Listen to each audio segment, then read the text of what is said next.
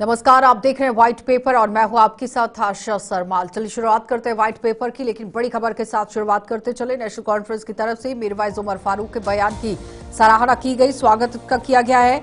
मीरवाइज उमर फारूक की तरफ से एक बड़ा बयान जारी किया गया, जिसका स्वागत आज नेशनल कॉन्फ्रेंस ने किया है। कश्मीरी पंडित वापस आए, इस तरह से बड़ी बात उन्होंने कही। कश्मीरी पंडितों का मसला इंसानी मसला है, सियासी मसला नहीं है। दोनों समुदायों को आगे आने की जरूरत है और उसके बाद इस पर काम करने की जरूरत है, यानी कि जम्मू कश्मीर के अंदर कश्मीरी पंडितों की वापसी कश्मीर के अंदर हो। इसको लेकर मीरवाइज उमर फारूक की तरफ से बड़ा बयान जारी किया गया, जिसका नेशनल कॉन्फ्रेंस पार्टी की तरफ से स्वागत किया गया है। लेकिन बताते चले कि यहां कश्मीरी पंडितों के पलायन के पीछे की वजह क्या कुछ रही। देखिए, 19 जनवरी 1990 की घोषणा कर किस तरह से कश्मीरी पंडितों को यह कह दिया गया कि ये काफिर हैं। धर्म परिवर्तन के लिए पंडितों को मजबूर किया गया। पलायन की शुरुआत नवासी से ही हो गई थी। 14 मार्च 1989 बड़गाम जिले के नवागरी चाढूरा में प्रभावित, जो कि आप देखिए किस तरह से यहां पर हरि सिंह हाई स्ट्रीट श्रीनगर में हत्या कर दी गई। पंडित टीकालाल टपलू की उनके घर में गोली मारकर हत्या कर दी गई। शीला कौल टीकू की यहां छाती और सिर से गोली आप देखिए किस तरह से निकलकर चली गई थी, यानी कि लगातार उन्हें भी गोली मारकर उन्हें किस तरह से यहां पर मार दिया गया। और नवंबर 1989 की अगर बात करें तो न्यायमूर्ति जो कि नीलकंठ गंजू हैं, उनकी भी गोली मारकर हत्या कर दी गई थी। 1 दिसंबर 1989 अजय कपूर की आतंकवादियों ने गोली मारकर हत्या कर दी थी और प्रेमनाथ भट्ट की भी सार्वजनिक रूप से हत्या कर दी गई थी। तो फिलहाल तमाम आप देखिए किस तरह से बड़ी बातें तो सामने रखी गई, लेकिन फिलहाल ये बड़ी अपडेट आपके सामने रख रहे थे और थोड़ी सी डिटेल भी आपके साथ साझा की गई, क्योंकि research think tank centre for integrated and holistic studies यानी कि CIHS ने घाटी में जब 1989 से 2003 के बीच समुदाय के खिलाफ हत्या, बलात्कार, हिंसा के चुनिंदा प्रचलित जो मामले थे, उन विषयों में एक रिपोर्ट सामने रखी थी, जिसमें लगातार उन्होंने अपनी बात को भी किस तरह से रखा वो आपके सामने रखा गया। लेकिन फिलहाल कुछ रिपोर्ट के जरिए यहां पर आपके सामने जानकारियां साझा करने की कोशिश की गई। लेकिन अब अगर मीरवाइज उमर फारूक की तरफ से यह कहा गया कि कश्मीरी पंडितों की वापसी होनी चाहिए, नेशनल कॉन्फ्रेंस इसका स्वागत कर रही है, तो इसी पर बातचीत कर लेते हैं। चलिए पैनल की ओर बढ़ जाते हैं, लेकिन उससे पहले मीरवाइज उमर फारूक की तरफ से क्या कुछ कहा गया है वो आपको सुनाते चलो। और हमेशा मैंने ये बात कही है कि कश्मीरी पंडितों की जो वापसी का मसला है ये एक इंसानी मसला है, और इसमें जम्मू कश्मीर के तमाम, मैं कहूँगा कि अक्रॉस द बोर्ड हम ये महसूस करते हैं कि ये सियासी मसला नहीं है, इसको सियासत से न जोड़ा जाए। ये इंसानियत और इंसानी कदरों का मसला है। हम चाहते हैं कि कश्मीरी पंडित भाई घरों को वापस आएँ। हम चाहते हैं कि वो बिल्कुल उसी मोहब्बत के साथ, उसी अपनाइयत के साथ जिस तरह वो कश्मीर में रहते थे वैसे ही वो रहें। अब जाहिर सी बात है कि उसके लिए हमें भी काम करना है और कश्मीरी पंडित बरादरी को भी एक स्टेप लेना है। तो उस पर हमारी यहाँ पे मशावरत हुई, 2-3 डेलीगेशन से मैं मिला यहाँ पे, उनसे मिला। तो मुझे लगता है कि अक्रॉस द बोर्ड हम दोनों में अब ये एहसास है कि भाई हमें मिल के काम करना है। तो एक तजवीज़ आई है कि एक इंटर कम्युनिटी जो है, एक इंटर फेथ कमेटी बनाई जाए, और ये इसरार कर रहे हैं कि मैं उसकी जो है वो उसकी सरबराही करूं। तो उस पर एक अच्छी राय आई है। तो इंशाल्लाह मैं वापस जाके जो हमारे बाकी जो साथी हैं, चाहे वो दीनी एतबार से हों, सियासी एतबार से हों, तो उनसे मैं मशावरत करूँगा और ज़रूर हम कदम उठाएँगे इस बुनियाद पर कि ये एक खालिसतन जो है हम चाहते हैं कि कश्मीरी पंडित जो है अपने घरों को वापस आए। तो ये एक इंसानी मसला है। अब जहां तक सियासी मसले की बात है, तो आप ये जानते हैं कि हुर्रियत कॉन्फ्रेंस, चलिए तो एक बड़ी बात मीरवाइज उमर फारूक की तरफ से। लेकिन पैनल की ओर बढ़ जाते हैं। सतीश महलदार हैं, अध्यक्ष हैं जम्मू कश्मीर पीस फोरम के। बहुत बहुत स्वागत सतीश जी जुड़ने के लिए। और रजनी सेठी हमारे साथ प्रवक्ता हैं भारतीय जनता पार्टी से, आपका भी बहुत बहुत स्वागत जुड़ने के लिए। उमेश तलाशी हैं, प्रवक्ता है नेशनल कॉन्फ्रेंस से, आपका भी बहुत बहुत स्वागत उमेश जी जुड़ने के लिए। सबसे पहले तो मैं सतीश जी आप ही के पास आऊंगी। एक वेलकमिंग स्टेप यहाँ पर आप देखिए किस तरह से नेशनल कॉन्फ्रेंस की तरफ से कहा गया कि मीरवाइज उमर फारूक की तरफ से ये बड़ा बयान जो दिया गया है, कैसे इस पूरी बात को देखते हैं, क्योंकि कश्मीरी पंडितों की वापसी को लेकर बात हो रही है। सबसे पहले मैं ये कहना चाहता हूं कि डॉक्टर उमर फारूक साहब जो हैं कि एक रिलीजियस लीडर हैं। वो खाली एक पर्टिकुलर समुदाय के लिए नहीं, फॉर ऑल माइनॉरिटीज ऑल्सो। और मैं उनको बहुत ही तहे दिल से एज ए समुदाय की तरफ से धन्यवाद करता हूं कि जो उन्होंने एक एक्सेप्ट किया कि there was a civilization collapse in 1989 and जो ट्रस्ट डेफिसिट है आज की डेट में, we need to bridge the gaps and सारे समुदाय को मिलकर एज ए सोसाइटी काम करना चाहिए।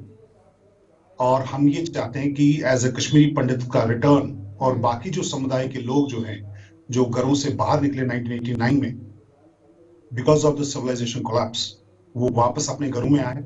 लेकिन और सतीश जी, यहाँ तक पहल एक की सवाल कि मैं आपसे जानना चाहूंगी, बार बार ये सवाल उठता है कि कश्मीरी पंडितों से भी तो पूछा जाए कि वो वापस जाना चाहते हैं कि नहीं। ये तो कैसी बात है, ये हमारी पूर्वजों की जमीन है, मातृभूमि है। कश्मीरी पंडित मेरा टाइटल है। It is about the as a culture, it's my identity. मैं कहीं पर भी भारत में विदेश में रहूंगा, बट जब तक मैं अपनी मातृभूमि के साथ नहीं जुड़ूंगा तो मेरा टाइटल ही नहीं है। मेरा पंडित से ही, कश्मीरी पंडित से ही मेरा क्या बोलते हैं, मेरी आइडेंटिटी है। सो न जाने का तो मतलब ही नहीं है। So I have at any cost, जो भी कश्मीर घाटी से पैदा है, जन्मा है, लगाव है, उसको तो जाना ही जाना पड़ेगा। To retain this title, to retain this culture, to retain this identity. ठीक है, तलाशी जी जवाब दीजिए। वेलकम आपकी तरफ से भी किया गया है आज। अनम्यूट कर लीजिए प्लीज।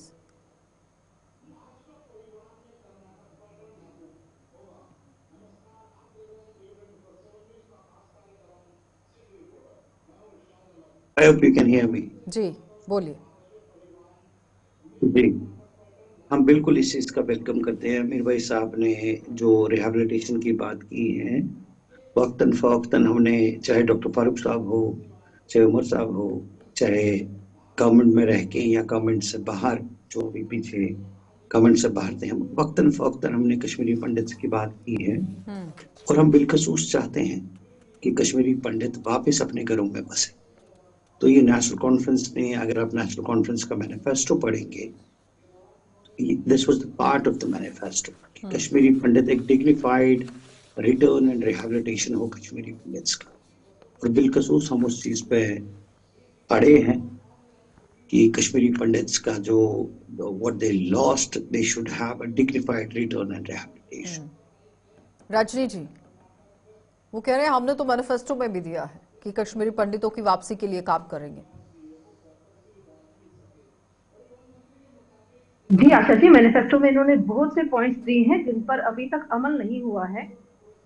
मेरा सवाल इनसे पहले भी यही था कि एनसी में जब असेंबली का फर्स्ट सेशन लगा था, हमें उम्मीद थी कि कश्मीरी पंडितों की वापसी के लिए कोई ना कोई ये चार्ट तैयार करेंगे, कोई ना कोई रोड मैप तैयार करेंगे, किसी टाइप की कोई कमेटी का गठन करेंगे ताकि कश्मीरी पंडितों की वापसी हो पाए। आज एक सेपरेटिस्ट लीडर ने दिल्ली जाकर, जो दिल्ली में एक वक़्फ के लिए गए थे, वहां पर एक पत्रकार ने उनसे सवाल किया कि कश्मीरी पंडितों की वापसी के लिए उनकी क्या राय है।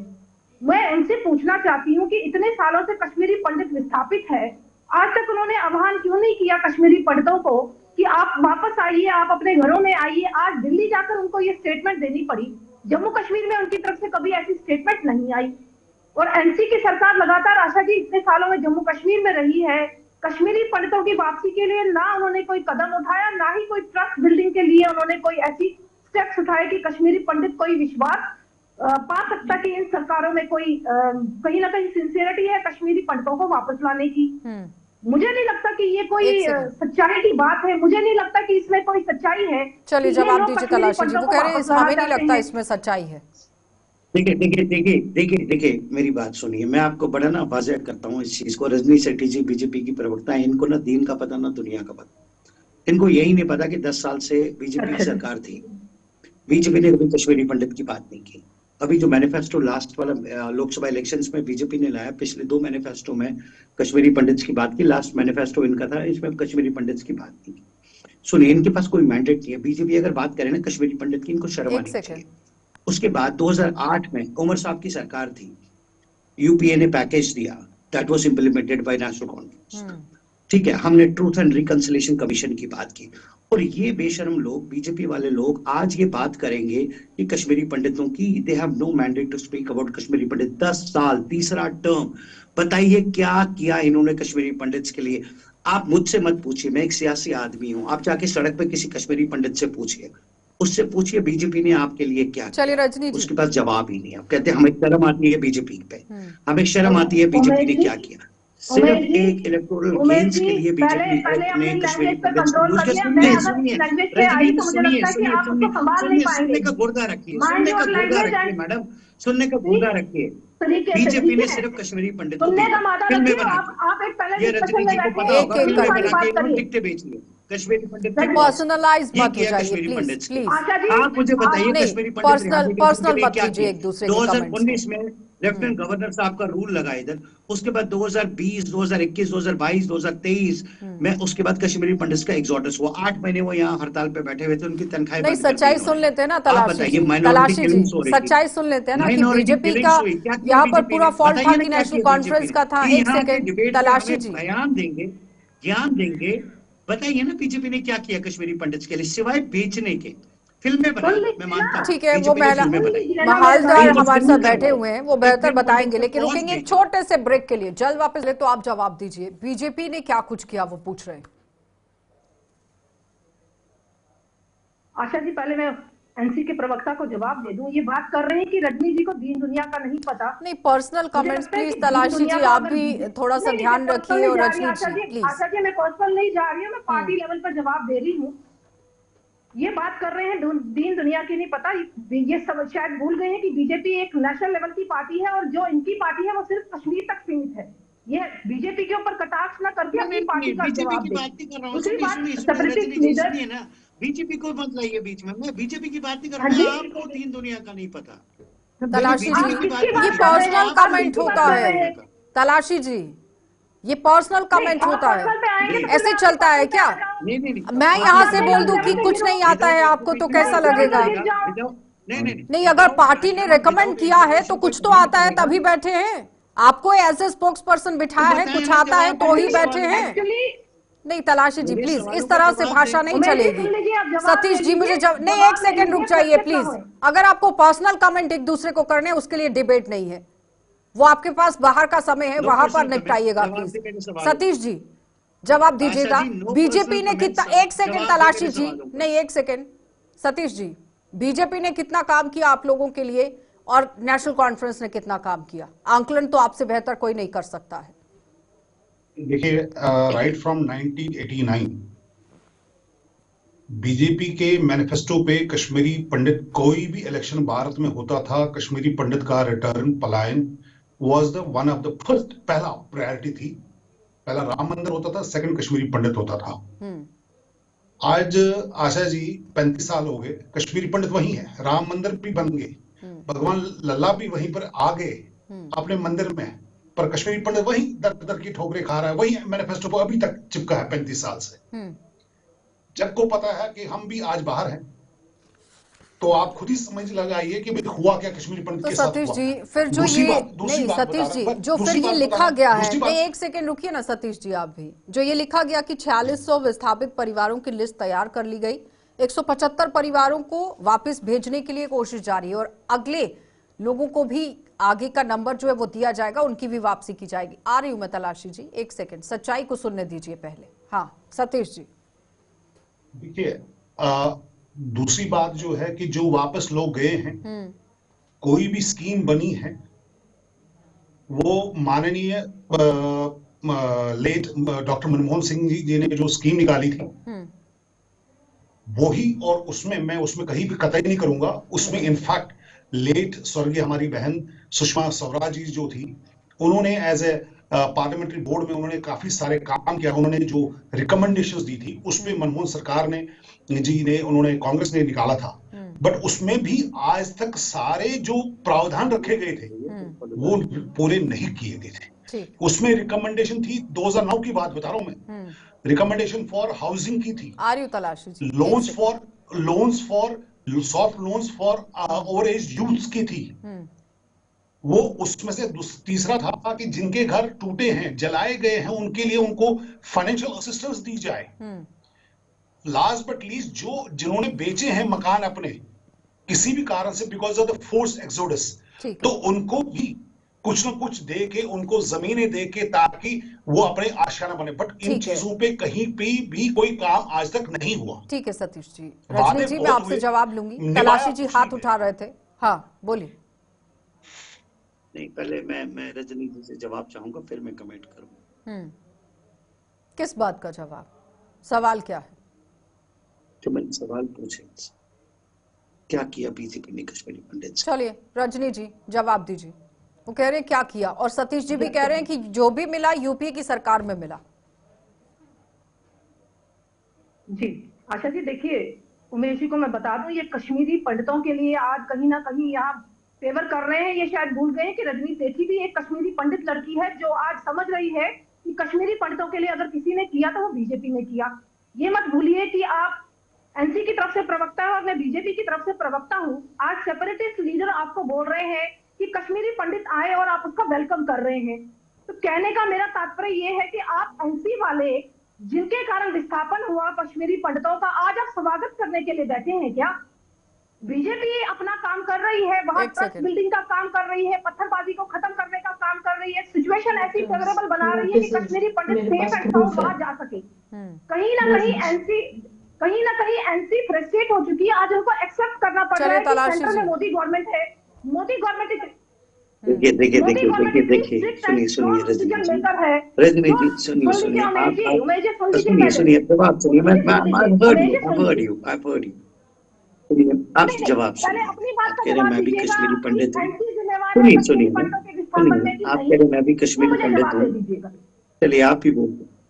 नहीं तलाशी जी, वो एक सवाल आप पर रख रही हैं। वो कह रही हैं कि आप ही जिम्मेदार थे पलायन के और आज आप ही स्वागत कर रहे हैं। आपने क्या किया वो सवाल कर रहे हैं। जवाब देता हूँ ना, मैं जवाब open two answers. I am open two answers. ठीक है, ये जितने सवाल पूछ सकती हैं मुझसे पूछें, ठीक है? I am open to answer.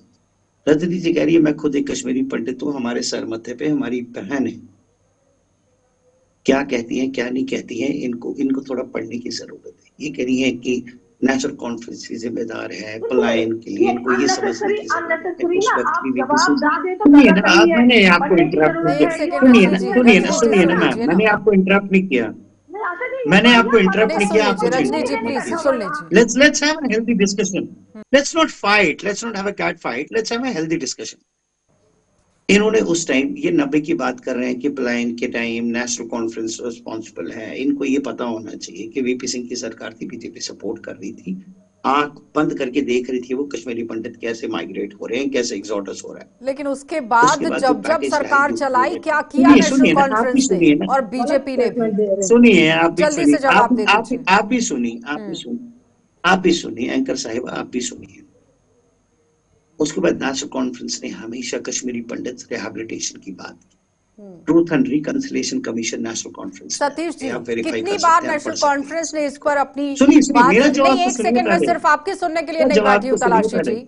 Satish ji नहीं आप सवाल आपको अच्छा नहीं लग रहा मेरा जवाब तो मैं क्या करूं? पिक्चर को क्लियर कीजिएगा। आपको बीजेपी की सिंपैथी अच्छी लग रही है, मैं क्या करूं? तलाशी जी आपको मेरा जवाब ही नहीं अच्छा लग रहा। मैं स्पीच नहीं सुन रही हूँ किसी की भी यहाँ पर, ना बीजेपी की सुन रही हूँ ना नेशनल कॉन्फ्रेंस की सुन रही हूँ। जवाब ही नहीं अच्छा लग रहा। सतीश जी जल्दी से जवाब दीजिएगा, पिक्चर को क्लियर कीजिएगा। पहली बात मैं ये कहूंगा, मैं अपनी सिस्टर बहन जी से मैं प्लीज आप थोड़ा शब्दों को विराम दीजिएगा। जो doctor Mirwaiz Umar he is a religious leader और वो मुस्लिम समुदाय के नहीं है, वो सारे समुदाय के रिलीजियस लीडर है। और वो आज से नहीं 2014 से कंटिन्यूअसली अपने वहां पर जामिया मस्जिद से वो अकेले थे जिन्होंने कश्मीरी पंडित को वापस आने की बात कही है। चलिए बहुत बहुत धन्यवाद सतीश जी जुड़ने के लिए। रजनी जी आपका भी धन्यवाद, तलाशी जी आपका भी धन्यवाद। तो फिलहाल कश्मीरी पंडितों को लेकर वापस ले जाने की बात हो रही है जिसमें नेशनल कॉन्फ्रेंस ने स्वागत किया है, लेकिन आने वाले समय में अब नेशनल कॉन्फ्रेंस सरकार की तरफ से क्या कुछ कदम उठाए जाएंगे ये बड़ी बात रहेगी। आप देखते रहिए कार्यक्रम।